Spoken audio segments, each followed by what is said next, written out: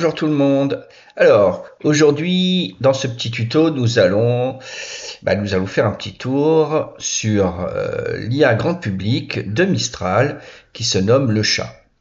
Et nous allons regarder comment il fonctionne et surtout, nous allons nous connecter pour avoir un historique de nos recherches. Alors, comment accéder à Mistral et surtout au chat, à l'IA, le chat de Mistral, donc l'IA grand public. Alors première chose, on va se connecter sur Google. Alors on va aller sur Google et on va chercher tout simplement Mistral AI. Mistral AI. Et vous allez trouver Mistral AI. Alors c'est tout en anglais, vous inquiétez pas, on pourra le mettre en français. Alors Mistral AI Frontières, vous cliquez dessus et vous allez vous retrouver sur le site de Mistral, de la société Mistral. Bien sûr, ce qui nous intéresse, c'est d'aller sur l'IA grand public de Mistral, le chat. Alors, vous voyez, c'est écrit « Demandez au chat ». Vous cliquez sur la petite flèche et là, vous arrivez directement sur l'IA grand public. Alors, c'est très simple.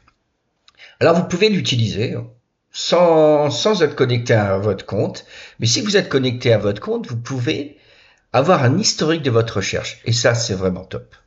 Alors, comment se connecter à un compte ou à son compte? Alors, moi, je me connecte à mon compte Google. Vous n'êtes pas obligé de vous connecter à votre compte Google. Vous pouvez créer un compte.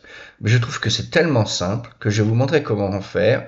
Et vous allez voir. Vous avez un compte Google. Vous vous êtes connecté sur votre compte Google quand vous allez sur Google. Et puis là, quand vous êtes sur Mistral, sur le chat Mistral, vous avez en haut à droite se connecter. Vous avez juste à cliquer dessus. Choisir se connecter avec Google, choisir votre compte, et là, connectez-vous à Mistral avec votre compte. Vous continuez. C'est tout simple, c'est très rapide surtout, et c'est là que j'adore cette technique.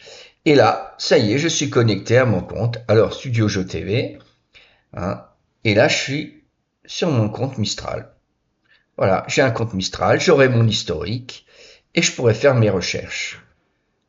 Voilà, bon, pour cette vidéo, c'est terminé. Euh, la prochaine vidéo, je vous montrerai comment utiliser Mistral. Alors, créer des images, créer une recherche, alors surtout une recherche, des images, du texte, faire plein de petites choses vraiment intéressantes, faire du code par exemple, ça c'est vraiment le truc énorme. Sur Mistral, vous allez pouvoir créer vos programmes si vous êtes programmeur, mais c'est top. À bientôt!